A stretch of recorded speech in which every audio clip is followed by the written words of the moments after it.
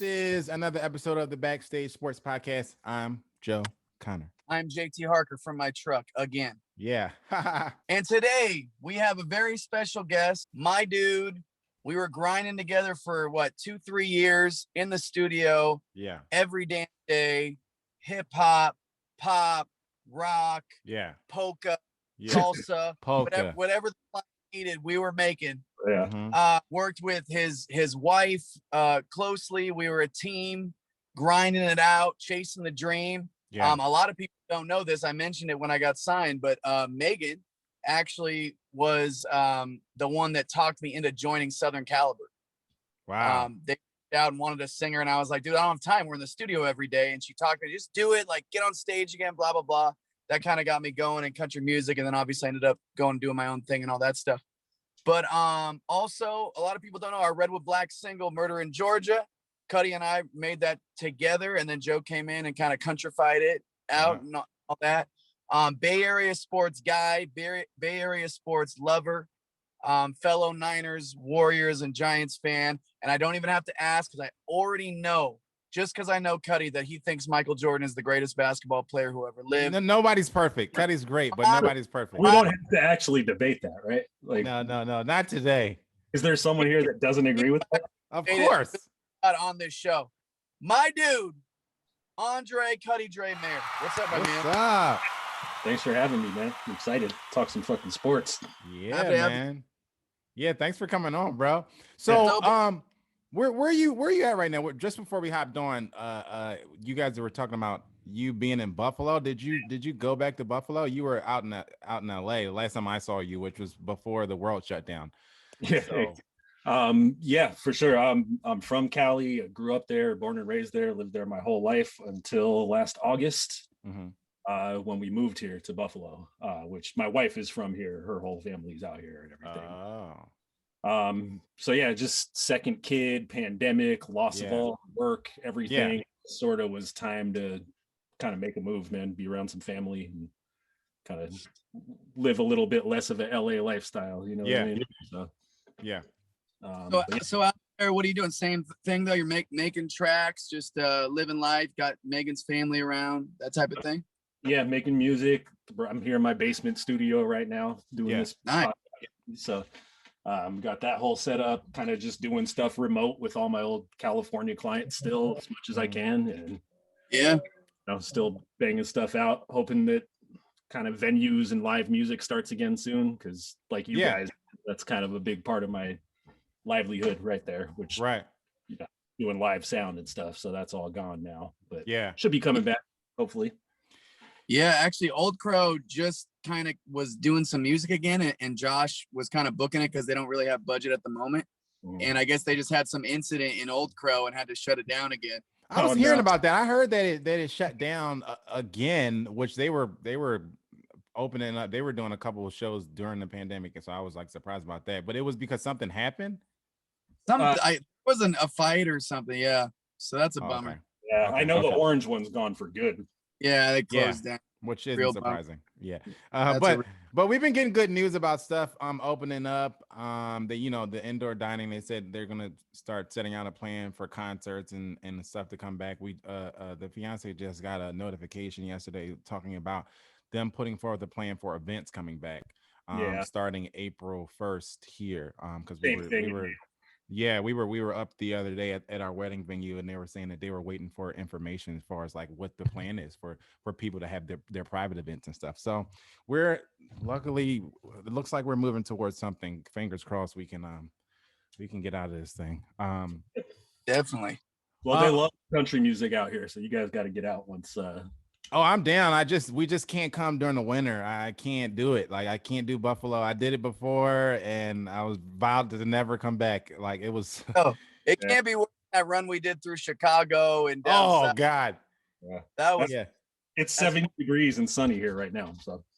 Yeah, well, it's probably warmer than it is here. It's been pretty like chill, pretty chilly here for the past couple of weeks. It's weird. We've been trading places. Cutty, before we get into the current events, what's going on in sports and all that, talk just a little bit about where you're from and kind of your passion and love for Bay Area sports and all that. Yeah, I grew up in San Francisco. Huge Giants fan, like baseball, kind of my first love as a Cutty little. Cutty watches like every game. Like he's that kind of. Hell yeah. Once the kids came around, that kind of stopped a little bit. But, right. Understandable. But yeah, he was a huge Giants fan. Like Will Clark, my just absolute hero when I was a little kid. And then I love the A's too, because Canseco and McGuire were big right around then. So the Bay Area had some like dope baseball going on. We had our own World Series in '89. Yep. The Earthquake Series. So yeah, and then just started with that, and then got really into the Warriors as a kid too. My mom used to get free tickets from her work, so we'd take the BART over there and go to games. And Cutty, that's actually where we got our name, the Bash Brothers, right? From McGuire and Canseco. Go by the Bash Brothers, Joe. And then that's also where the Splash Brothers got their name from. It was a play on the Bash. Oh, it makes sense. It makes sense now because they were in the Bay, you guys were in the Bay. Like, okay. Great, greatest duos of all time type of thing. Yeah, totally get it. Totally makes sense. Yeah, and so fell in love with the Run TMC Warriors as a kid. Really related to Chris Mullin as a white kid with a flat top that couldn't jump but still loved basketball. So like watching him just gave me hope that I could play too, which was false, but still at the time it worked. He had that credit card vertical. He could barely jump over a credit. But dude was nasty though. Straight up. Can't take that from him. So those teams were awesome. Me and my mom used to sneak into the players' parking lot and hang out and wait for him after games and stuff. So oh wow. Yeah, got to shake Manute Bowles' hand when I was in like 3rd grade. And oh wow. All those guys. So Warriors fandom was just baked in after that, man. Yeah.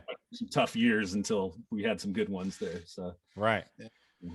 Well, we got a lot. We're gonna get into your Warriors a little bit later on in the podcast today, because they got a lot of stuff going on too on the player side and in the front office, which I can't wait to talk about. Actually, so. Say it again, JT. They have something going on in the front office? Yes, they do. You got to fill me in on that. So. Yeah. We'll definitely get to that. But first and foremost, we got to get to you guys were just talking about Michael Jordan, so we got to talk about the actual first greatest player of all time, LeBron James. The sad news that happened over the weekend was he has a high ankle sprain and he's going to be out for 3 to 4 weeks. Go with the ankle, the high, the high one, not the low one. So that blows for so many reasons, but mainly it's going to shake up not only the Western Conference and the Western Conference playoff picture if the Lakers take a slide. That all kind of depends on what they do in free agency. So are you talking more of a slide than they've already taken down to like the 4th or 5th? They actually haven't taken a slide yet. They've been pretty good. At the time, they came right off the All-Star break and banged out 2 wins, and they were looking good, and everybody was feeling good about it. And then boom, that happens. So there's that. But it's definitely gonna have a big impact on the Western Conference and the playoffs, because they're currently in the 3rd seed right now, behind Utah and Phoenix. But say it again, JT. I said that still blows my mind that Utah and Phoenix are 1 and 2. Yeah, they'll I think that'll end up fleshing itself out, and they'll come back to the pack as we get closer to playoff time. But then you have 3 is the Lakers, 4 is the Clippers, 5 is Denver, 7 is San Antonio, and 8 is Dallas.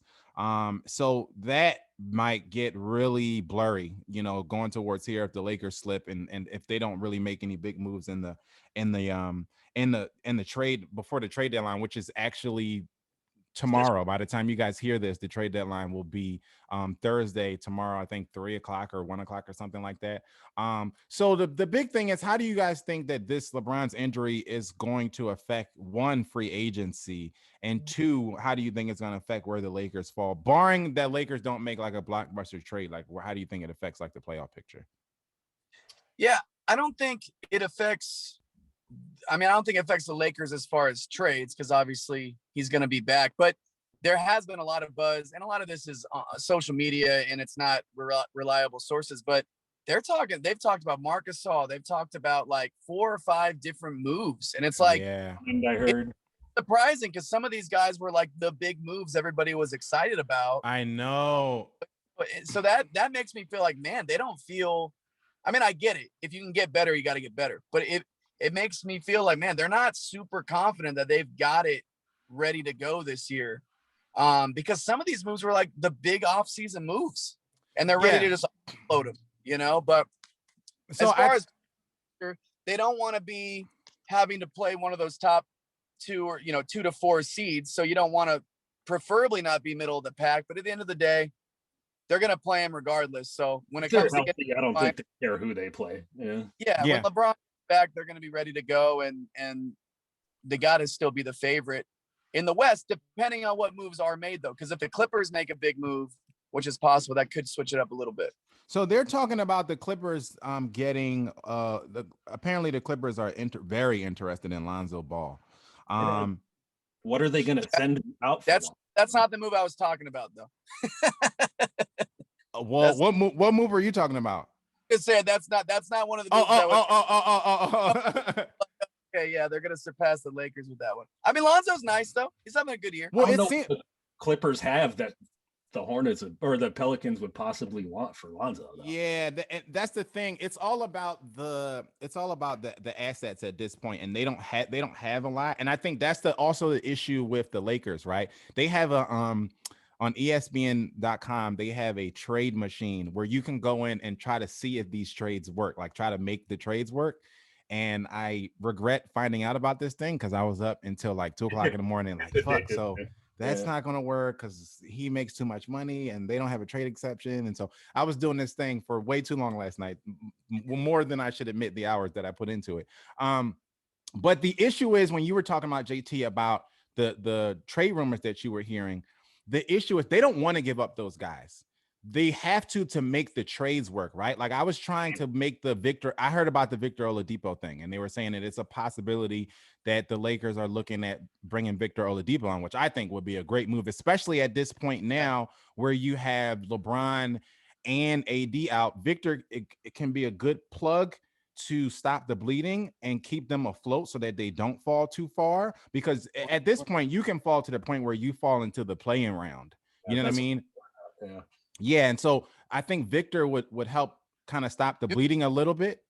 If they can add a guy like, and I'll just throw a few names out there, but like a Russell Westbrook, Oladipo, John Wall, that type of guy who can be the third guy who can fill it up, who can score, and has the experience in the playoffs and whatnot to be your third guy, that would be a very nice move, in my opinion. And that's actually one I did hear was the Clippers. There was some talk about Russell Westbrook. That's a good move to me, because especially if he's coming in to be your third guy, that's a move. Yeah. Can he be a third guy though? Will he actually agree to be a third guy? I can't see Westbrook playing like that. He is, and I guess he's the second guy in Washington, but I don't think he cares at this point. I think he just I don't think he does either. I think he wants to win a championship, and he knows that he's gonna have to enough of this hero shit probably. Yeah, he's got to at this point he's got to be humbled by his, by the past couple years, and I can't imagine him not going to a contender, seeing an opportunity to win, and then bitching and moaning about the role that he plays. You know what I mean? But I think that I like that move too, JT. But I think that I really like the Victor Oladipo idea. So I was playing around with the trade machine to try to make that trade work. And I think the reason why you hear the Trezes and the KCPs and the THTs is because you got to make the trades work. Victor makes $21 million a year. So I couldn't pull it off. By the end of the night, I had a 4-team trade going. I was bringing in teams. I was trying to make that thing work. I was trying to make that trade work so bad, because I'm like, okay, he makes 21, and the problem is THT only makes about $1.5 million, and you have to make the salaries work. The thing that the Rockets have in their favor, they have 3 trade exceptions that work in their favor, which allows them to bring in a guy without having to necessarily match the salary with what they're sending out or whatever. So I was trying to make it work, but you would have to give up too much. Like I wasn't trying to, when I started messing around with it, I wasn't at all interested in moving Trez or KCP. But but THT didn't make enough to go with just like another young player. THC plus, KCP maybe wasn't enough. And then it was just a lot. And then I brought in the Warriors because I knew that the Warriors were also interested apparently in Lonzo, is what I heard. Yeah. I've heard that too. Yeah. We're trying to get rid of Oubre. Maybe you guys can take him off our hands. So I was playing around with the Oubre, but Oubre kind of makes too much. It was a whole thing.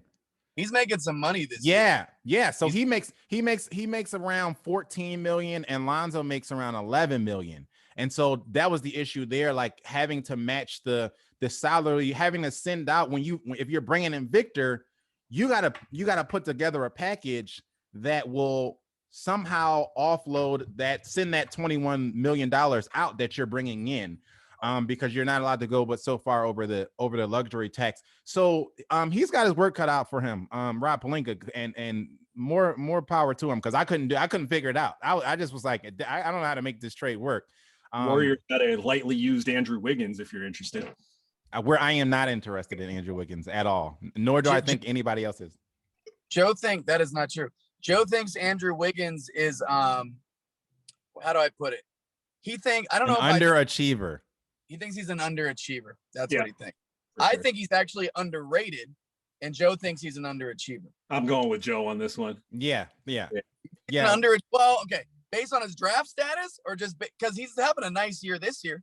Yeah, draft status and physical tools, but I think he puts up empty stats. He's like an empty calories kind of player. Not this year. He's a little better than he used to be. In a real organization, not that we want to be paying him $24 million a year or whatever it is. But you know what? Where I've really liked him this year too is he's been a defensive stopper. His defensive numbers are pretty crazy. Yeah. If he's doing that, then he's Let me ask you that. Well, let me ask you this, Joe, because I've been hearing all these rumors that Steph and LeBron want to play together someday. What do you think of that?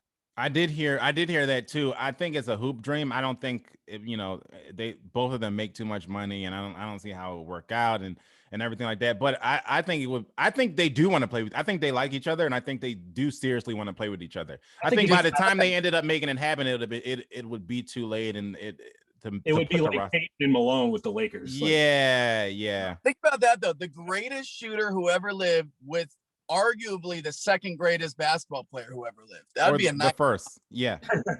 or the second, maybe. But it would be dope. It would suck if it happened, like you said, Cutty, in a situation where now it's Peyton and Malone and they're old and it's the time has passed, and but it would be dope if they could get it done. The thing about them though is LeBron will be able to play for an extended period of time, because even as he slows down, he's got a lot of tools that'll enable him to do he's going to change his game. If he wants to, he will for sure. Steph can literally just go stand by the 6-point line, which they'll have by then, and just launch from like beyond half 6-point line. Yeah. Like the opposite free throw line, the 6-point line, just shoot from there. Yeah. Another big injury that happened in the same weekend, this past weekend, was Lamelo Ball, which is another sad kind of injury, because we were all I think everybody was enjoying seeing what he was doing at that point that he had gone out. He was second in rookie scoring. He was first in rebounds. He was first in assists and first in steals. And so the big question is now, where does that leave him in the rookie of the year race, right? Like this is the Zion kind of Ja Morant situation of last year, where do you think that he's done enough to still kind of be a favorite for rookie of the year? Or do you think it just it's Edwards to lose? Tell me this: how many games we have left? I was about, if they're doing 72 games. I mean, we're past the halfway point. We're past the halfway point. So they're doing ear, or is he just out for a little time? He's done. He's done he broke his wrist. Yeah. That sucks. But I'll say this: the only other guy, Anthony Edwards, and the only other guy is that guy in Sacramento, Halliburton or whatever his name is. Those are the only two other ones, but they got to close out like with a monster last. That's what I'm saying. Like the Hornets are like in the 5th seed. Yeah. They're like they are. They're right in the playoff race. And it's largely, they have a nice young squad, but it's largely because of him and his play. Yeah. And with those numbers you just said, like, it's not even, if there was somebody that was just having a giant year like he was, I would say, yeah. But to have his team in place there and have him be such a big part of it with those numbers, I think he's still got to get it. He's too far ahead of the rest of them, I think. Yeah. I think at this point, because he's going to miss, so he's going to miss somewhere around 30 games, which I think is going to hurt him. I think, I don't think that it'll be as sure of a thing as the Zion and Ja Morant thing, where people were just like, you know what, he's just missed too many games. It's not even a thing. But I think with Edwards is going to me, should be the favorite now. They're averaging around the same amount. Average is averaging 16 and a little over a half, 4 rebounds, 2 assists. And then, you know, he's turning it on too. Like his last couple games, he just had a 40-pointer, he had a 29-pointer, and he had a 34-pointer. The problem is his team isn't winning at all. They have like 10 wins on the season. He also killed the guy with a trident. You see that? He also murdered somebody. So I think at this point it's going to be Edwards to lose, only because I think he's gonna miss too many games, and I think Edwards is gonna keep playing the narrative. We're gonna see Edwards on these highlights, and I think at this point it's gonna be Edwards. 30 games is a lot. That's a lot. That's a lot. 30 a lot. That's a lot. That's a bummer. Yeah, his life just got easier too because they just got Towns back. So so I think Edwards is gonna be the favorite. I think it's gonna shift to him. Just by process of elimination. I just don't see how you can miss that many games and still get the votes, you know. But yeah, that's like not half the season, but it's kind of like, because they're like 45 games in or 44 games in or something like that. So that's tough. It sucks. Okay, so speaking of Lamelo Ball, his dad, Lavar Ball, is back in the media again, and he's talking again, and he's saying a lot of things that are going to get a lot of media attention. If you didn't hear his latest rant, he was on ESPN Radio. Here's a little bit of it. Do you want Lonzo to stay in New Orleans? Do you think that's a fit him for the Pelicans? Really? No, he can't stay in New Orleans, man. Come on, man. Come on. Listen. What's your job? They got some other jobs, but you good at talking. But what if you came into work and they say, you know what? Even though you talk good, I'm going to make you into the world's greatest janitor. Why the hell are they changing your job and you very good at talking? That's like, hey, Lonzo's always been a playmaker.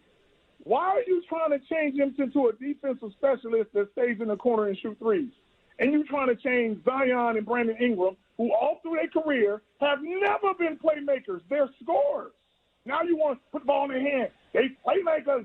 Man, come on, man. They went to Duke and they wasn't playmakers. So when you going to get to the league and be like, now you're a playmaker? Don't score the ball and do what you do, and guess what? They're going to have a hard time trying to win every game if the playmaker ain't making the right play. Okay, so 1 week. So he went on. He said a lot of things in that little interview, as you can expect, LeVar Ball too. But he also had some words about Michael Jordan and LaMelo, and he basically said, Michael Jordan can't give LaMelo advice because it's been years since he's won a championship. So why would he listen to Jordan over me? I mean, look who his dad is. Why would you ever like Jordan about anything regarding basketball? That's ridiculous. That's literally what he said. You can look it up. That is literally what he said. He said Jordan hadn't won a championship in forever. I used to think the same thing about Kobe. I was like, how is he going to try to teach his daughter the game of basketball? Like, he hasn't won a championship in like 12 years. This is ridiculous. Yeah, that's literally what he said. But he wants he wants Lonzo out of New Orleans. Now, it could be this also could be a little bit of, you know how, the girl loves the guy, and then when they break up, all of a sudden his dick is small. You know what I mean? Like you're mad because now you've heard the rumors that they're gonna trade Lonzo, and so now you're like, I want Lonzo gone anyway. And apparently the Clippers, like I said, the Nuggets, and the Hawks are all very interested in Lonzo. And so this might be a little bit of him being butthurt. That'd be a nice fit on the Nuggets, man, if they could swing him. Yeah. This is the thing, man. I really like Lonzo. I really like and respect that he had all the eyes on him, all the shine on him, and all the pressure on him.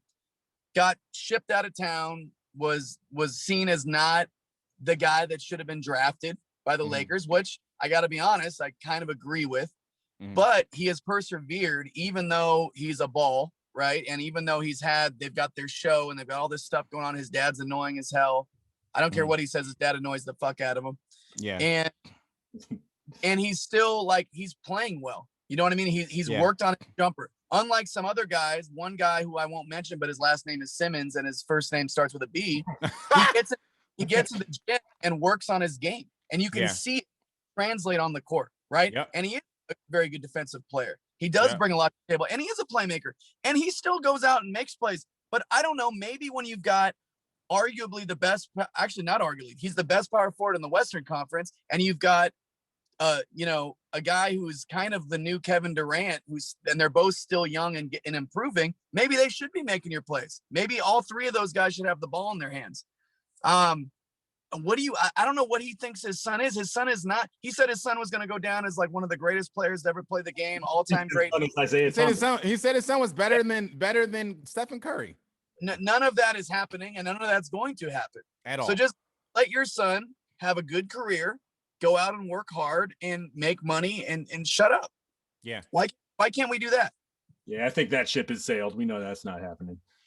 Yeah, it's not. Yeah, I just feel like first of all, you gotta let them live and do them and stop throwing a bomb into their organization every time something happens. This is the NBA, it's a business.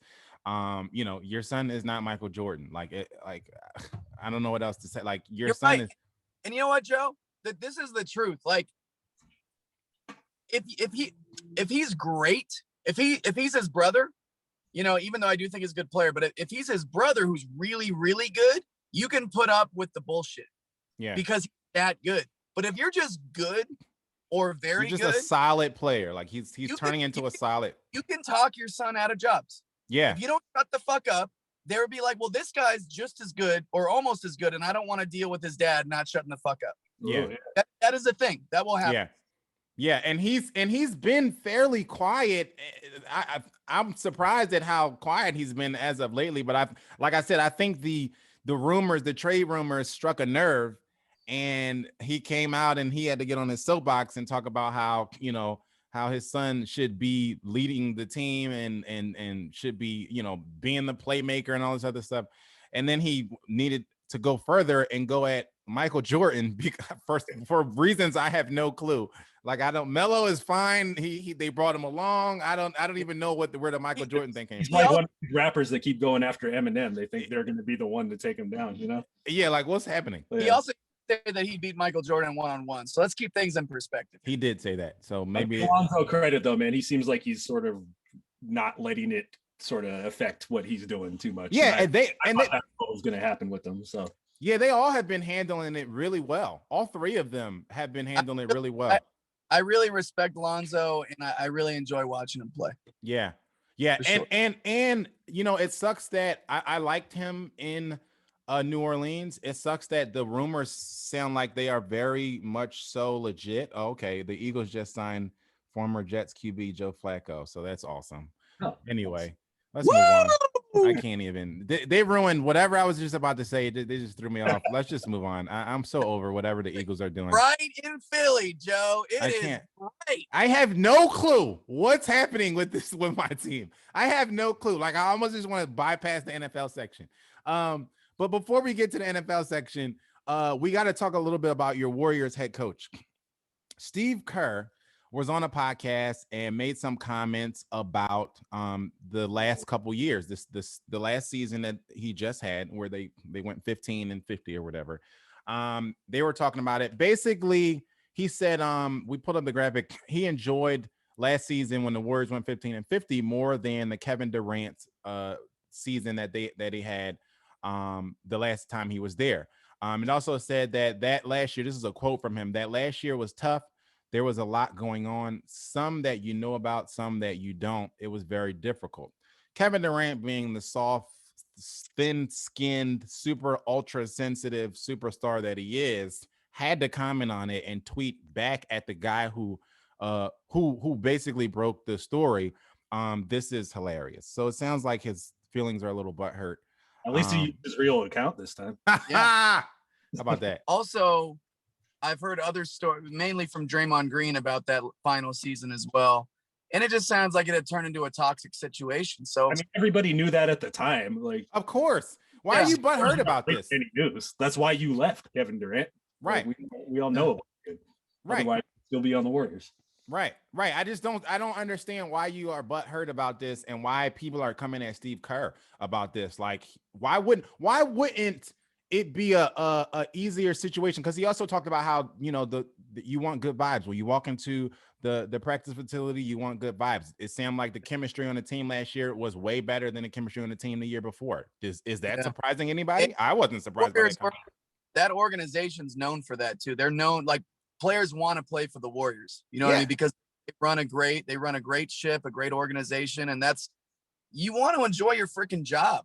You know what I mean? I mean, to be honest, I get the Draymond and him had a little riff, but how are you unhappy in that situation? You go there, you become a champion when you didn't anywhere else, right? For years, and you had opportunities on a very talented team. You win multiple championships. Even somebody's already there that they consider it's their team, but everyone can still consider you the best player. Mm-hmm. Everyone loves you in the Bay Area. How do you have that much? How do you have that little amount of fun your final season in the Bay Area? I can answer. Draymond must have really been beefing, man. They were. Yeah. They were. Only Kevin Durant. Right. But I can answer you, JT, for Kevin Durant. It was because he was chasing something. He was chasing this type of validation that he never got, and he was never going to get, because he won a championship on a team that was turnkey.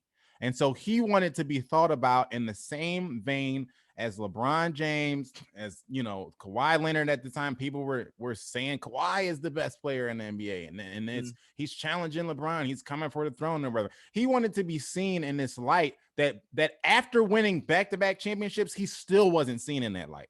People still never put LeBron over him, other than, you know. Yeah, I don't know, because people talk about him like he's the best in the league now. People never gave him. People never gave him the clout that he thought he was going to have at the time, and that's the same. And this was also by his own admission. He was on a podcast a while ago and said, "I thought that it was going to be something different. Like, I thought that I would get something out of it that didn't happen, like some type of fulfillment or whatever." He has that clout now. No, he doesn't. He doesn't have. No, he's still not widely considered the best player in the NBA. It's still LeBron. He's also tired of being second fiddle to LeBron his whole career. And if the Nets win, everybody's going to be like, it's because they traded for Harden. Exactly. So you're still not going to get it. Yeah. So that's too bad. You're still not going to get that love. He is a player, man. But yeah, the thin skin stuff is. It's the thin skin stuff for me. Not only that, but he never got the love of being. He was back-to-back championships and back-to-back Finals MVP, and he didn't get the love in his own city. That was Steph Curry's team. That's Steph Curry's town. Steph Curry is the golden child in the Bay Area, as he should be. I think a lot of that is still in his head, just like these stupid responses to these tweets. It's like, just because you're not getting all the love doesn't mean that they don't love you. They love them in the fucking. But you shouldn't need it. And I know, love Kevin Durant. Yeah, that's what I'm saying. Like, he does get the love. He just didn't. I mean, like, how much do you want? You know what I mean? Yeah, like, what do you want? There are other literally Hall of Famers on your team. Like 2, maybe 3 of them. It's an internal thing for me. I think it's something internally where he's chasing this. Yes, it's in his. He's chasing this status. He's chasing this validation, and LeBron, man, he's been chasing LeBron his whole career. He's chasing LeBron, and he every time he thinks he's there, the NBA world doesn't go with him, and he loses a piece of his happiness on the inside. He wants to be like LeBron. Listen, take a piece, take a tidbit of what LeBron did. LeBron at the time was ridiculed for how they did the thing in Miami, right? Does LeBron give a fuck? No. He said, look, people, I got rings. I got 2 rings. You can say whatever the fuck you want. Yeah. Just like when people say, oh, the Warriors were stacked. They're like, do I give a fuck? No, it's called, and you went and got them. So and you never hear him going back at people about it. He just moved on, and everybody moved on too. Exactly. Just say, why do I have to respond to this shit? I've got 2 rings on my hand, and I'm going for more. Yeah, just keep it moving. Just move on. Just literally just move on. But this is gonna be a recurring thing with Kevin Durant because he's soft. So anytime somebody, if he sees this, he's probably gonna come at us. So be prepared, okay? Just so you guys take it from Kawhi and literally say nothing at all ever to anybody. Literally, yeah. Try that out for size. Okay, so on to the NFL. Deshaun Watson has been under fire for the past couple of weeks about a lot of things, and I really didn't even want to give breath to this situation, but then it just kept growing and growing, and there's more allegations and there's more women, and then the lawyer is online and he's tweeting stuff. So basically, here's the story. 14 civil cases are filed against Deshaun Watson. They accuse him of a range of actions during massage appointments over the past year, from refusing to cover his genitals to forced oral sex. Deshaun Watson has denied all of the allegations in the lawsuits, and he does not wish to name any of the women, but says that he is eager to clear his name. Is it just me, or is there a little fishiness in the timing of all of this? Or am I the only one who's seen that or has thought about that? It definitely is. I mean, it's lining up with him being the biggest news in football. So yeah, who knows if it has anything to do with it? But yeah, for sure, the timing. Yeah, the timing is a little weird to me. It's a little Bill Cosby-esque, right? When all of the Bill Cosby, if you know the backstory about all the Bill Cosby stuff, he was in the midst of purchasing a network. Bill Cosby was going to buy CBS or something like that. I can't remember I think that's the network. I can't remember the actual network. And then all of these accusations came out. And so once I heard about the backstory, the timing of it sounded a little bit weird to me, which gave me pause on all the stories coming out. And then the slaughter of women that came out after it was also a little weird to me, how it was just they were just people just coming from everywhere, right? That seemed a little weird to me. And this seems like it's a very similar situation where all of a sudden there was 2 girls, and then there was 3, and then there was 4, and then there was 5, and then by the weekend there was 12, and then by Monday there was 14. And it's okay, and I almost feel like if Deshaun Watson was not asking for a trade, not to say that the Texans have something to do with this. I don't know that they do. I also don't know that they don't. The whole thing just seems super weird to me in the timing of it all. Because I'm also curious that if Deshaun Watson was just going along to get along with his life and never asked to be traded and was never about to, never ruffled any feathers in Houston or anything, would these accusations been coming out? What I'm saying? Because they're also not criminal accusations. None of the accusations are criminal, but apparently this stuff happened very recently, right? So whereas Bill Cosby has statute of limitations, Deshaun doesn't. And so all of these seem to be about money as well. Yeah. It's all the same lawyer too, right? It's all the same guy. It's all the same lawyer too. And what organization wants to bring on that kind of baggage? Right. I'll tell you one. The San Francisco 49ers. Well, there was a story that came out too that said after all of these allegations have come out, there are 4 teams that are still very much so interested in Deshaun Watson. One of them is the San Francisco 49ers. The other is the Philadelphia Eagles. So maybe maybe our signing of Joe Flacco doesn't disturb that situation. Hopefully the signing of Joe Flacco doesn't disturb any situation. Exactly. Hopefully we're preparing for him to hold Deshaun Watson's clipboard once he gets in. But it's a shaky situation. We'll see how it shakes out. It's just like I said, it's just a little weird. And with the lawyer, even the lawyer coming out and he's tweeting everything that they're how many lawyers do you know just take all of the most of the time the lawyers are telling you don't talk about this publicly. Yeah. Right. Well, because it's civil case, so he doesn't have to, worry. But even still, listen, free Deshaun. That's all I have to say. Free Deshaun. Well, he's not locked up yet. Just like we had to free Lou. I want to free Deshaun. He's not locked up, but he might be. That's the other thing too. He might, because of all of this, it might be a situation where there's a suspension involved once he gets traded to a team. If he gets traded to a team, because I also played the scenario out that the Texans are loving this because now they can go back to Deshaun and say, hey, we don't have any trade partners for you because you're hot right now. You're too hot in the streets and nobody wants to take you. Even though the media came out and said, yep, the 49ers are like still down. So are the Eagles. So I'm going to say, if you're Deshaun, just call their bluff and I'll sit out the whole year and I'll keep going to massage parlors. I'll just spend my year in the massage parlor. You guys figure it out. Thanks. So yeah, we'll see how he reacts to that. The Bears' massive trade offer to Seattle for Russell Wilson leaked, and it was kind of amazing to hear that they turned it down. So it was 3 first-round picks, a 3rd rounder, and 2 starters. Do you know who the starters were? I don't, but does it matter? No, not too much. You know what I mean? Like, that's a haul. Yeah. When you say starters, was it like 2 appetizers or was it like actual football starters? No, actual human beings, like 3 people from the so starting. It wasn't like a plate of wings and onion rings. It was like actual. I would have took that too, though. I mean, I think Russell Wilson's that good. I mean, the only reason I could see Seattle not taking is that they don't really want to trade him. They don't. Of course they don't. And I understand that. But what if this sounds like a situation where you might not have a choice? Like you have a choice, but you might just end up messing up the deal because you hold on to him too long and it gets messy. And then people start lessening their deal because they know that the trade is imminent. Like that seemed like a haul where you should have taken that, because I feel like if this trade does get done, it won't be as big as a haul as that. I mean, that tells me in Seattle's mind, they're not trading them.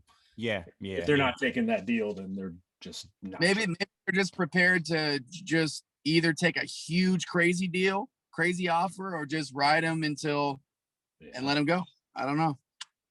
I think that's a very unfortunate situation because I viewed him as the Tom Brady of the NFC that was just going to be in Seattle for his career. Yeah. And Pete Carroll, excellent coach, and for some reason they can't seem to get a defense that could guard my son's flag football team. Yeah, they can't. I mean, they've got some offensive weapons. He's or a line that can block them. So yeah, ridiculous. Yeah. It's. I mean, I understand not wanting to trade him, and technically they don't have to. Like, he's not a free agent. But this could be a messy situation where he ends up pushing his way out anyway, and then you don't get. I don't know if he would actually sit out, but it's just not looking good. And so if somebody is offering you 3 first-round picks, 3 starters, and 2 second-rounders or whatever that was, like, you take that and just and rock out. You know what I mean? Unless now they did say that there was some type of trickiness within the trades where like the picks were somehow protected and they could be low first-round picks anyway. Coming from Chicago. Yeah, because if they get Deshaun, then the picks, how good the Bears are depends on where those picks go. And so the Bears have Deshaun Watson, so they're not a terrible team, so their picks are lower. You know what I mean? So Russell Wilson. Yeah, I'm sorry. Yeah, Russell Wilson. Yeah. I could see how they turn that down just by going like, look, I could see them feeling like they should be getting more, because getting Russell Wilson is literally getting a guy that can win you a Super Bowl next year. I mean, he's really that good. I mean, he's one of the top. Right, but what's more? Like, what's the? I think they probably wanted, like, maybe it was Khalil Mack. Maybe it was like a big time super. Maybe they wanted a superstar and the picks and 2 or 3 stars. You know what I mean? Like, I could see them being like, it came down to like either this guy and this guy are on the table for you or we're out. I don't think they have any plans on trading him. Like, Pete Carroll's like 80 years old. He's not trying to start over with a build a new team. Like, he doesn't want anybody else for sure. Of course. And he has a lot of power in that organization too. Yeah. I also heard the rumor that they want a quarterback. They want a quarterback in return. Yeah, because Pete Carroll would want to be up and running instantly. But that's not realistic, because nobody's gonna give you nobody, unless you're doing like a Deshaun for Russell straight up. You're not gonna have you're not gonna be in a situation where you're getting equal value in return. When you trade the golden rule and all of these massive star player trades is you will never get equal value in return. When you trade James Harden, when you trade a Russell, Westbrook, when you trade these big superstars, no one's ever going to just give you a phenomenal player back where it'll be a equal swap. So that's what I think too, where I'm looking at that offer and I'm like, y'all need to take this offer because you're never going to get, unless it is in this weird unprecedented year, you're never, unless it's literally there, you make a trade with Houston and they send you Deshaun Watson back, you're not going to get a Deshaun Watson. You're not going to get another Russ Wilson back. So that's what I'm like, you're going to have to bite the bullet and take 3 first rounders and, a couple starters because you're not going to get another quarterback back. Unless Pete Carroll retires, I don't see it happening. Yeah. Because that's a rebuild. Even with those picks, that's a full rebuild. If you have a really bad defense and no Russell Wilson, you're in a rebuild. Yeah. Total. Right? Yeah. So I could see how Pete Carroll is not a. I think he might be the oldest coach in football right now. He might be. He might be. I think. Yeah. He's old. He might be. And, it depends on what they do during free agency too, because now is the time to see something. Like if they're going to make moves and you have some free agent signings involved and all this other stuff. Speaking of free agency, it's been going down for the past couple of days. Teams are shoring up their rosters. Some teams aren't doing much of anything. My Eagles, also the Cowboys a little bit. Which teams? Joe Flacco, bro. Stop it. Which teams do you think made the biggest moves and maybe the best moves in free agency? I'm gonna say straight up for me, is the Patriots. The Patriots to me made the biggest and best moves. They basically half a team. Yeah. I would say other than Philly, definitely New England for sure. Other than Philly. Yeah, I mean, I think the Patriots making those moves, re-signing Cam Newton, bringing in Jonnu Smith, Hunter Henry. I think they made the biggest and best moves. I think that obviously this is biased, but I think the team that has not been as active as they should have been in free agency is my Eagles. And I would also say the Cowboys. The Cowboys came back, they signed Dak, and then they didn't really do much of anything else. And they obviously need help on the defensive end. And I see those defensive guys going, they're flying out, they're signing the teams, and the Cowboys haven't picked them up. And my Eagles haven't did much to pick them up. I think the Eagles are inching themselves towards a rebuild without actually saying anything about it. Yeah, I mean, that's what it looks like, but it's like at this point, the NFC East is still pretty much wide open. You know what I mean? So it's like, why not try to make some type of moves? We saw Hurts do some good things. You got Deshaun Watson possibly on the market, and it seems like they're interested in that. If you bring Deshaun Watson in, you're not rebuilding. You know what I mean? So you need to get him some wide receiver help. We have a high pick in the draft. They're talking about us getting possibly Devontae Smith or the other guy from LSU. I can't remember his name right now. So you have a chance to really build something. You know what I mean? To me, in the NFL, you're in a rebuild if you don't have your quarterback. If you got your quarterback, you can kind of be in a rebuild, but you've also got a shot right now if you've got that kind of quarterback. Right. So if they can get Deshaun Watson, they've got enough around him that they can win now, right? Yeah. And if they don't, then I guess you're in a rebuild unless Jalen Hurts can be something great. I like Jalen Hurts, though. I'm not gonna lie. I'm confident if we can go into the draft, get some solid draft picks. And good luck with. Yeah, I know. If we can come away with I think it's Jamar Chase, or we can come away with Devontae Smith, I feel good about that at the wide receiver position. But we need to do, to me, I think we should be doing more in free agency as far as to shore up the defense. We made a couple moves, but not as big splashes as I would like to see. So we'll see how that goes. The NCAA tournament is a mess. Just straight up, like everybody's bracket is fucked. Me and JT laughed about how we didn't know what we were doing going in because we haven't watched much college basketball this year, but it's apparent that nobody knew what they were doing because everybody's bracket is screwed. If you say that you have more than like 3 teams left, I think you're completely lying. We can actually, at the last time I looked at it, me and JT were kind of in a dead heat as far as our bracket scores. It looked like we were tied. Actually, we were 330. We both are tied at 330 right now. Oh wow. Yeah, and we both have the same amount of max points. So 1090. JT still has. So whose bracket? Let's pull up the brackets here. So this is JT's bracket first. JT still has Gonzaga in. He still has Creighton in. Boom. Oregon, so that's 3. Still have Oregon in. I picked some upsets too. And you still have Michigan in. So you have 4 teams still in Alabama. So 5. Okay. So you got five teams still in. Roll Tide. Roll Tide. People like Alabama, from what I'm hearing, to I know literally nothing about them except that except that their coach is oh Jesus, now I'm forgetting his name. Avery Johnson. I didn't know. Shout That's out all Avery I Johnson. Yeah. That's all and So, Collins. yeah. But they look good. I caught a couple games this weekend. They look good. So I still have Gonzaga in. I still have Creighton in. It's the same as JT. I still have Baylor, who's my champion, and Villanova in. So that's 4 for me. And then I think my 5th, we both have 5. That's why we're locked in. And we both have Michigan left. So we'll see. Those games resume this weekend. But it seems like it's a complete shit show. There were so many upsets. Like there were so many upsets. You knew they were gonna.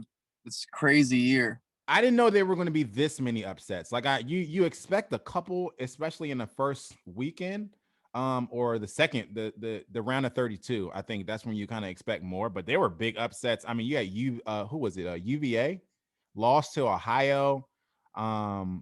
Who was it? What the hell is an Oral Roberts, man? Dude, Oral Roberts is a Christian school. Yeah. Roberts beat Ohio. A small university, like a small. My cousin went school, right? It is. My cousin went there. Yeah, it's a small, tiny Christian school. I mean, they just big upsets like all over the place. It was crazy. It was really crazy. So, but it's been exciting to watch because now you're watching to see if your picks will hold up. And you're watching some school in the middle of nowhere knock off one of these big teams. So where are we at? Are we Sweet 16 now? We're in Sweet 16 now. So Sweet 16 is going to start this weekend, March 27th and 28th. So we're getting down to the wire and it's getting to a close finish. Okay, let's get out of here on these rapid fire topics here. The city of Miami declares a state of emergency and imposes a curfew to control the spring break crowd. So COVID is clearly running more rapid than it used to run. The Miami Beach imposed an 8 p.m. curfew on Saturday in the South Beach Entertainment District, which closures of major causeways to control an overwhelming spring break crowd. It's just Florida kind of being Florida at this point. I don't get the curfews at this point. And I mean, to be honest, I was never for the curfews to begin with. I just think it's ridiculous. Florida's been literally open. Super open. We're going to try to control the spring break crowd, who, by the way, is extra big in your state and your city because you've been so open. Because you've been open. Yeah. Yeah. People are going to Florida because Florida's been wide open since March. I'm going there next week. So. Oh, are you really? Yeah. Going to Disney World. So. Bubble wrap your body because apparently it's running rapid over there. World won't be a big spring break spot. So. What'd you say? I said hopefully Disney World won't have all the college spring breakers there. So. I doubt it. Yeah. I doubt it. But since the beach is closed, they or their curfew, they might leave there and go to Disney World. I'll let you know how it goes. Yeah, and turn up. The Rockets just recently broke a 20-game losing streak that I don't think anybody realized they were on. I had no clue. I did not know that they were doing that bad. I thought once they made the trade, I was like, okay, I like the John Wall thing. I like the Victor Oladipo thing, the Marcus Cousins, and then apparently they just couldn't stop losing games. Yeah, that team would have been nasty in 2016, though. Yeah, right. Yeah, real. Well, what's his name? They had their all-star, or I think he was an all-star. Went down went down with an injury a while ago, and DeMarcus Cousins he really isn't what he used to. Yeah, he isn't what he can still contribute something, but he's not what he used to be. And John Wall and Oladipo are two very similar players, and they've got some other people, but it just isn't. It's not a recipe. But Oladipo's been coming on late and playing pretty well, so I'm still holding out hope that the Lakers can land him. But it'll be interesting depending on where he goes because he could go to a contender. And the Rockets are reportedly looking for a young player and a first-round pick in return for Victor Oladipo. Yeah, their cheap-ass owner will buy him out if they don't trade him. Though. I hope they do. Getting him in a buyout market, I think, would make it much easier than trying to get him in a trade. But if they just want a young player in the first-round pick, we could send them THT and a first round pick. I'm down for that, even though, like I said, the salaries weren't really matching up when I tried to play around with it. So I'm not sure. If they'll take it, the Lakers should do that in a second. But. Oh yeah, for sure. Evander Holyfield said Mike Tyson turned down a $25 million purse to fight him at the Hard Rock in Miami. Did you guys hear about that? Like new fight? Yeah. Like recently. Yeah, like apparently they were in talks. What we talked about a while ago. They were in talks we heard the rumor was that they were in talks to set up a fight in Miami. And then we didn't hear anything else about it. And then Evander, like a day ago, I think it was yesterday, the day before yesterday, came out and said, we were in talks. And, he said, I felt like we were wasting our time because they ended up turning it down. That's interesting. The only reason I could see Mike Tyson turning that fight down is because he doesn't want to kill Evander Holyfield. Or somebody made a point that he didn't want to really have like a real fight, because the fight with who was it? Who was the last guy? The fight with Roy Jones was after the fight. It was very clear that they came to some agreement. Like, I won't kill you. We'll just go in there. We'll throw it. You know what I mean? We'll throw hands and then we'll move on. And it seems like Holyfield was like coming from a very different place of like, yeah, let's fight. Let's really fight. Man bit his ear off. He wants to get him back. Yeah. Yeah. Holyfield made a comment and said something like, this fight would be defining for my legacy or some shit. Like, him fighting at 70 years old is going to make a difference. But no. Yeah, someone needs to tell him that his legacy's been established for like 25, 30. Yeah, bro. Yeah, I don't think these last fights are going to be doing It's over. Including his last 20 fights. Those are not part of his legacy either. No, it's not. Yeah, it's over. But it would have been dope to. He fought till he was like in his 50s. Yeah. And he apparently still wants to do it. But I'm kind of with Holyfield on the stance of like, if y'all gonna fight, y'all should really fight. I didn't like, because I wanted to see Mike Tyson knock Roy out. He was about to knock him out, and then he stopped and he started pulling punches. Yeah, so, I agree. You're gonna fight. If you don't want to fight, don't fight. Yeah, just don't fight. Kyrie Irving will miss the Nets' upcoming 3-game road trip to tend to a family matter. This is more of Kyrie being Kyrie. And this is what I told I told everybody about this whole Kyrie and Kevin Durant and James Harden thing, and they just gonna run through the rest of the league. You got to find Kyrie in order for him to play basketball at this point, and he's out again. If they find him for the playoffs and everyone's healthy, they're gonna be holding the trophy. They're gonna be holding a trophy that says they're champions. They're gonna have rings on. That's a big if. That's a big if, because he might be somewhere in his mother's living room dealing with a family matter. Maybe he was out of sage and he had to go buy it wherever he gets his sage from. That sounds accurate to me.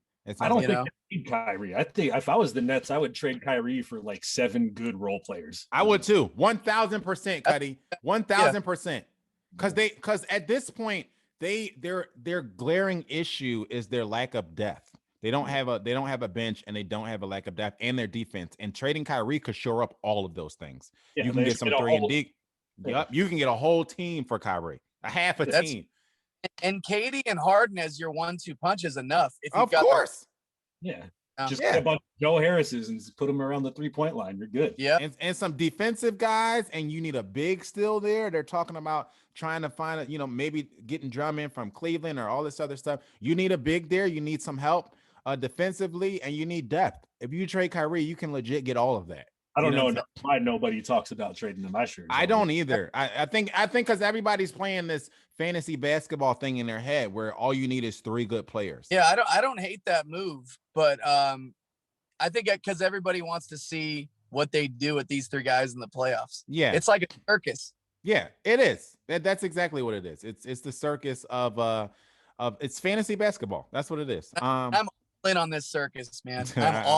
I'm all in to watch it from the front row seat. Just like my brother was on here saying, I'm here for the dumpster fire. I'm here for it. It's because it's going to be entertaining. NBA the best, man. Yeah.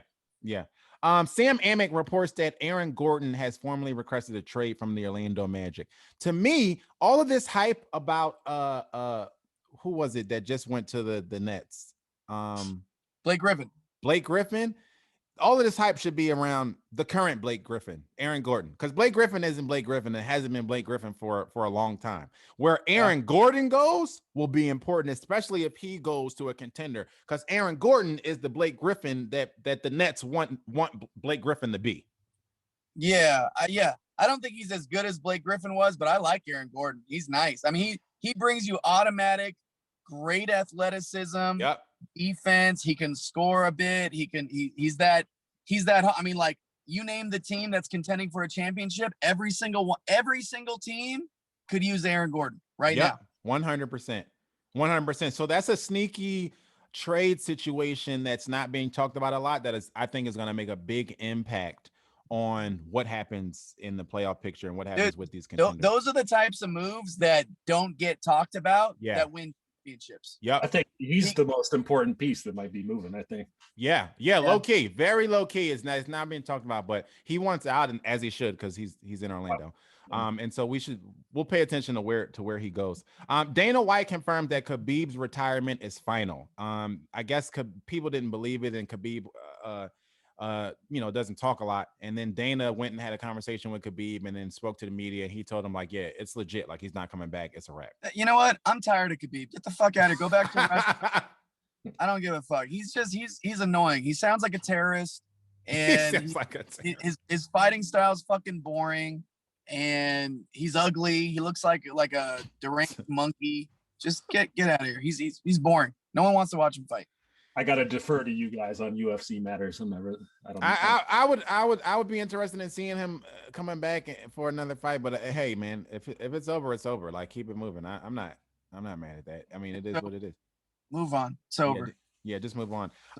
Another sneaky trade that happened was the Bucks acquired PJ Tucker for DJ Augustine, and that kind of went under the radar. I think that can be a big plus for them, especially in the Eastern Conference where it's wide open. We talked about how the Eastern Conference was a shit show last week. And you got the number one seed lose their best player. We don't know how long Embiid is going to be out for. You got all these other teams that are kind of middle of the road. They're underachieving. Like we talked about the Hornets. They're in the middle. The Hornets are 21. They're literally sitting at 500. I think they're 21-21. They're in the 5th seed. So now you get PJ Tucker. You get some shooting. You get some defense. Yeah, I personally think this could be one of those years where, especially in a year where I expected, honestly, the Lakers to be way more out in front at this point. And I think you did. I did. So it could now look, they could get to the playoffs and Lakers just turn it on into LeBron domination mode again, and they might be fine. But this could also be one of those years where you get to the playoffs, we're like, oh shit. Yeah. Who's gonna, like, maybe the Jazz are legit. Maybe the Sixers, Embiid gets back and they are really ready to win a championship. And maybe people are sleeping on the Bucks because they have not lived up to expectations the last 3 years, and they go and get a veteran guy like PJ Tucker, who's a good player and has been in the playoffs a lot.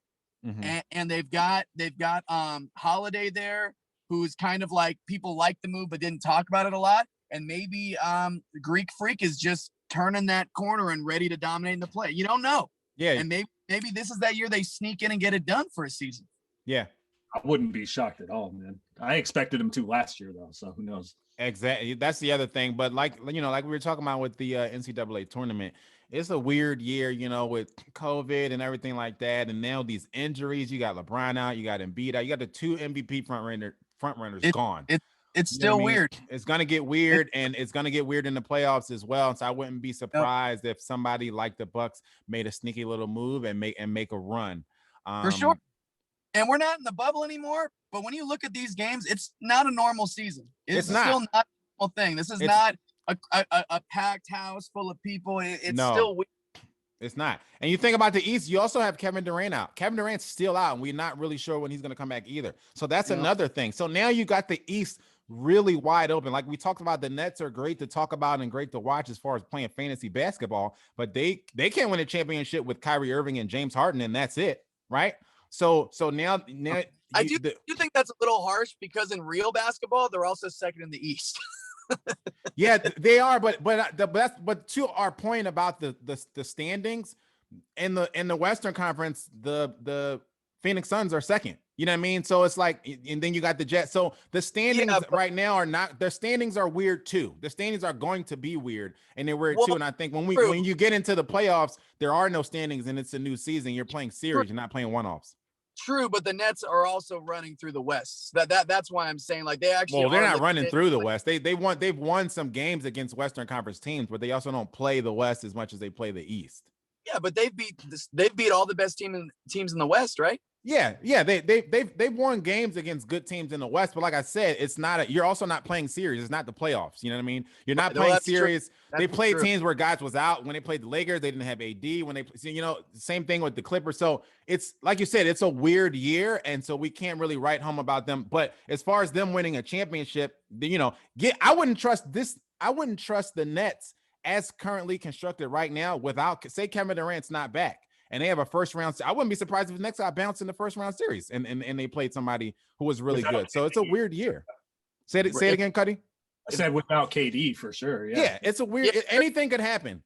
Yeah, if they're missing a guy, 100%. They need. Well, if they're missing KD, I would say I could see them missing Kyrie and still being able to get out of the first round. I do too. Yeah. But like I told you, I had them winning before they even got Harden. I had them winning the chip.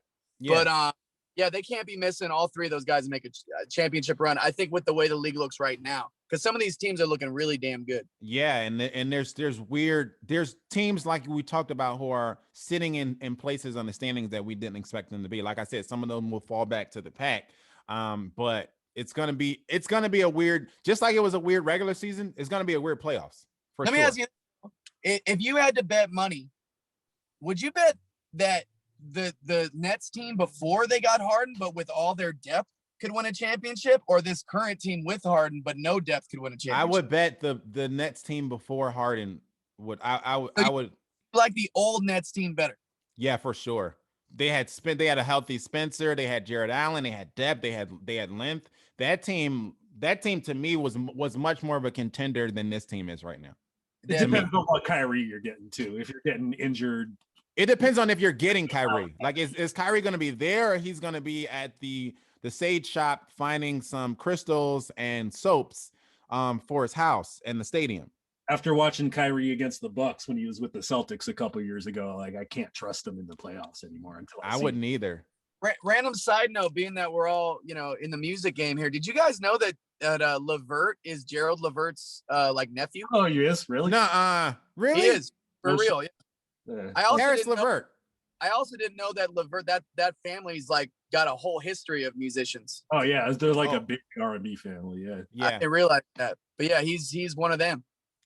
Karis LeVert could probably. I wonder if he can sing too. Like, I'll bet you know what I mean? Got yeah. the Random side note: Victor Oladipo is a very good singer. Oh really? Yeah, he can sing. Yeah, he can sing. He's nice. Yeah, he is. It's so weird. It's so weird to see. He was on The Masked Singer. Really? Yeah, he was. We'll play a tape of him. Yeah, maybe next episode. Yeah, it was weird. It's weird, but he can sing.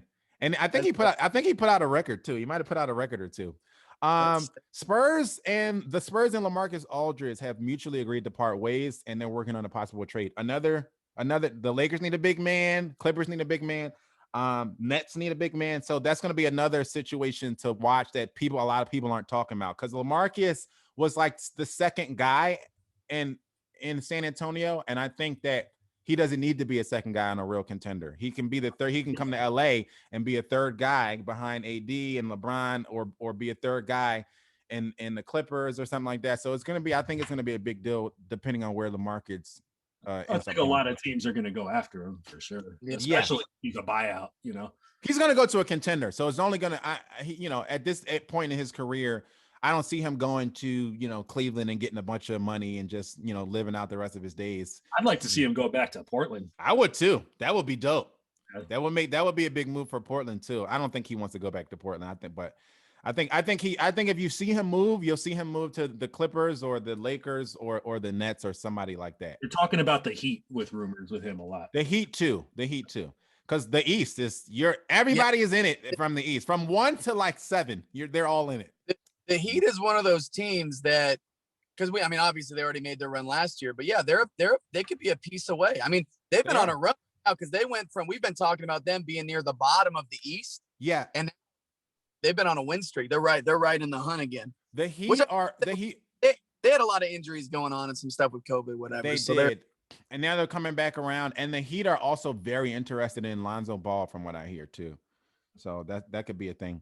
The NBA issued their new COVID protocols for vaccinated players. So there's the CDC came out and kind of talked about what the protocols were for vaccinated individuals, and that kind of spurred a series of events from different organizations and things telling their employees, and now for the sports world, telling their players, what you can do now once you're vaccinated. That was part of the thing that made me want to get vaccinated, aside from about to go on a super spreader tour, literally. That was one of the things that made me want to get vaccinated, because I saw the CDC was basically like, yeah, get vaccinated and then kind of like rock out. Like, you can be indoors, you don't have, all this other stuff. So the NBA's vaccinated protocols changed, and so now there's no quarantine for exposure, which normally there was a 14-day quarantine, right? No PCR test on days off, interaction with any other person at home, not at a bar, club, or lounge. Go outdoors to restaurants for guests on the road without prior testing. So basically, they're not telling their players that y'all have to get vaccinated, but they're saying if you get vaccinated, you'll have a lot more freedoms throughout the rest of the season, and so that's going to be a big thing to kind of encourage players to get vaccinated. So that'll be cool. Yeah, that's a good look. Yeah. Last but not least, the Hornets PJ Washington gets Britney Renner pregnant. I don't know if you guys know who Britney Renner is, but typically when a chick gets pregnant by an NBA player, it's congratulations to the chick. But we can say congratulations to PJ Washington, because Britney Renner is great. Okay. I don't know. So check her out if you haven't.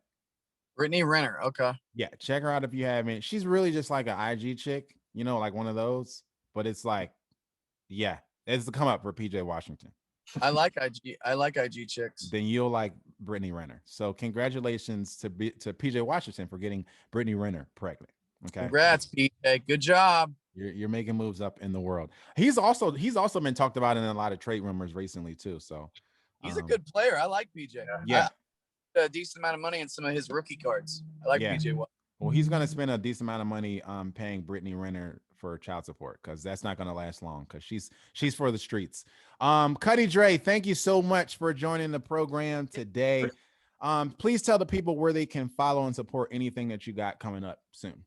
Cutty Dre Music on Instagram, Twitter, Cutty Dre on Facebook. Okay. Got some new music coming out soon. Yeah. Some collaborations with a bunch of people, stuff I produce. So follow me on there. You'll get all that news. Okay, dope. I'm at Joe Connor 33 on everything. Be sure to like and subscribe on our YouTube. Turn on notifications so you know when we're dropping a video. Also, check out my Splice pack on Splice. It's the Philly Lo-Fi pack. Check it out. Let me know how you like it. And if you haven't yet, go like and subscribe. Me and the fiance Zar, who some of you know, have started our own YouTube page. It's been doing really well. We've been doing the Married at First Sight reviews. If you watch the show, I've actually had a couple people say that they just watch the reviews and they've never seen the show. So apparently you can still follow along without watching the show, but go give us hit the subscribe button on YouTube. It's just YouTube and then Joe and Zar, at Joe and Zar. Yes, JT Harker, at JT Harker for everything. And She's a Fire is out and it's doing really, really well. I'm super pumped. It's doing way better than it wasn't supposed to be like a filler release, but it was kind of like to keep momentum going. And it's doing better than any song I've released so far. So I'm really pumped on that. All streaming platforms, She's a Fire. Go check it out. Stream it, share it, download it, follow me, like me, love me, all those things. Also, I forgot, I was talking about vaccination and going on a super spreader tour. The super spreader tour I'm going on is the Tiger Blood tour with Otherwise. It's live music, might be coming to a town near you. It might be a red state. So make sure that you wear your mask, because in certain places they don't believe in COVID. Seriously, just do a tour called Super Spreader Tour. We thought about that. We literally thought about it, but then we were like, we were like, half the country will not be down with this name, the name of this tour. So we seriously thought we should just call it the Super Spreader Tour. But then we were like, we don't want to get canceled and get into a sticky situation. I could see some backlash for that, for sure. Yeah, it was. That's something like a Republican comedian would do. Yeah. We wanted to do it, if not for anything but PR reasons only. But we're gonna be in a city near you, hopefully, for the next couple weeks, starting in April. So go get tickets and check out where we'll be. It's Otherwise, and it's the It's the Tiger Blood Tour. Thank you guys for watching and listening. This has been another episode of the Backstage Sports Podcast. Until next time, be safe and be great. Peace. Backstage Sports.